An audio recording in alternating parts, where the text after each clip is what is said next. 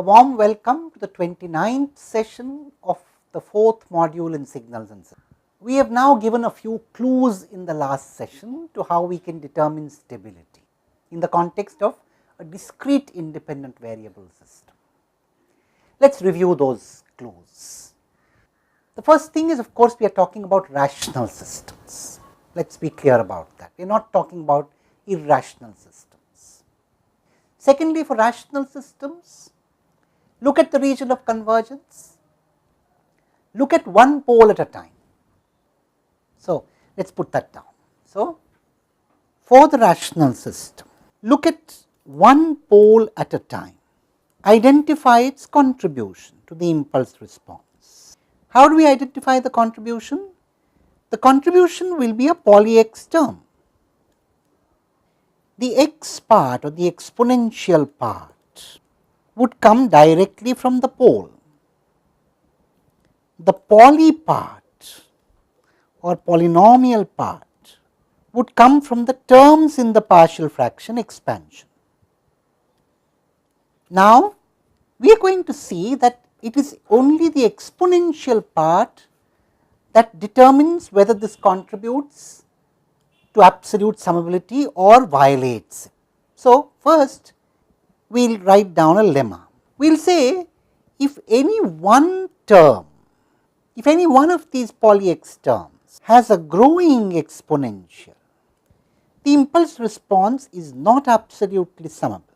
So, what it means is that we need to establish what is called the linear independence of poly x terms. You see, if you have one poly x term of the form some polynomial in n, p1 of n, multiplied by alpha to the power n, and another poly x term p2n multiplied by beta to the power n, one can show without too much of difficulty, and in fact, I leave it to you as an exercise to prove this. What we are saying is we can never find constants C1, C2, so that C1 times this expression plus C2 times this poly x term is identically equal to 0 for all n. What does this mean? What we are saying is that these two terms cannot cancel one another. So, if there is an exponentially growing term, it can never be overcome or encompassed or engulfed by an exponentially decaying term. An exponentially growing term spoils the whole game. The moment there is one exponentially growing term, it can never be overcome by any other of a different exponential parameter. And it is essentially related to this linear independence of poly x terms. Of course, poly x, now there is a condition here. If you look at it, we are saying prove that we can never find constant C1, C2, so that this is true, provided of course alpha is not equal to beta. That is of course just a safeguard condition. Otherwise, you can merge those poly x terms and make them one. So, distinct poly x terms, that is what we are talking about. Now that we have come to this conclusion, let us now focus our attention on any one pole. So, you have this one pole, and therefore, you have a poly x term corresponding to that pole, and you can determine what that poly x term is. And now we also know that it will either be exponentially growing or decaying. And the moment you have one growing poly x term, finished, the system is unstable. Let us write that down. So, we are saying one exponentially growing poly x term makes the system unstable. So, another way of saying it is, such a rational system is stable if and only if all the poly x terms involved have exponential decay. Now, what does that mean? That means there are two possibilities. We will consider a pole with magnitude greater than 1. For this to be decaying, for this to contribute a decaying term, it must give a left sided sequence. which means the region of convergence must be to the interior of the pole.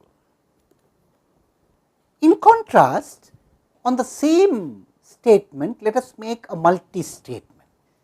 So, if a pole is of magnitude less than 1, we are making a multi-statement here, and you should read the statements, first reading the black one as one statement, and then wherever there is a replacement by a red, replace and read as a second statement.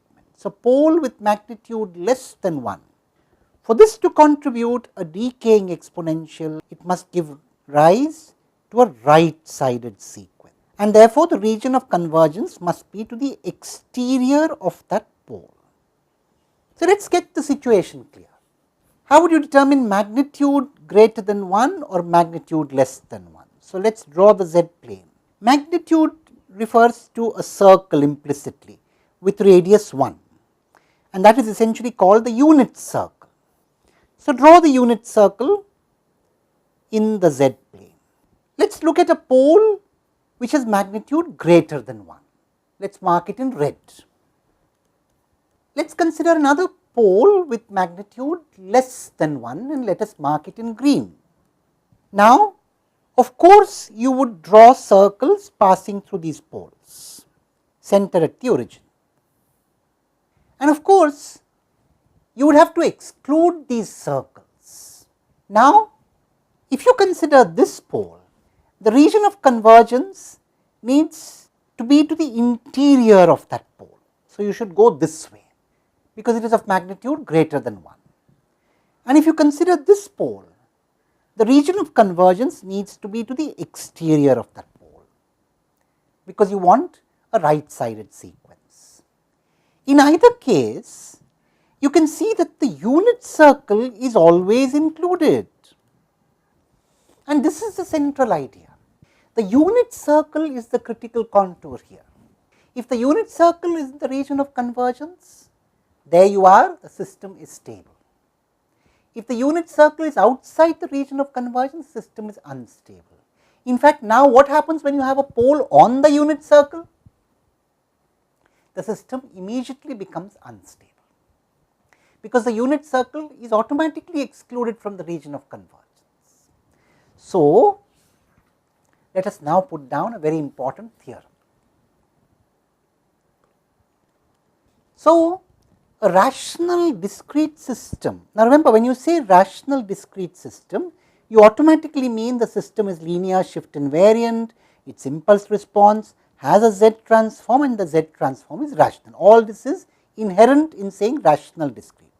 A rational discrete system is stable if and only if the region of convergence of its system function includes the unit circle mod Z equal to 1.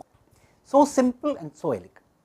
And now we need to complete one important detail, which we also did in the context of continuous independent variable systems.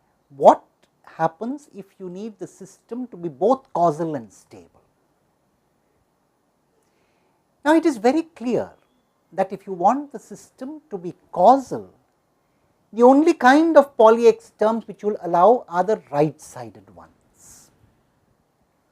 You can't have left sided poly X terms in a causal system, because for a causal system you need the impulse response to be 0 for n less than 0. So, you can't have a left sided term there, left sided poly X term. So, you want only right sided terms. Now, you also want it to be stable. So, in that case you want all those right sided poly X terms to be exponentially decaying as far as the exponential parameter is concerned. So, what are we saying? You see, another way of looking at it is, you want the unit circle to be in the region of convergence because you want the system to be stable. You want the extreme contour mod Z tending to infinity to be in the region of convergence because the system is causal. Everything in between now has no choice but to be in the region of convergence. You can't have poles between these two included circles. That means there can be no poles outside the unit circle. In fact, there cannot even be poles on the unit circle. And therefore, a causal and stable discrete system must have all its poles within the unit circle. very simple theorem.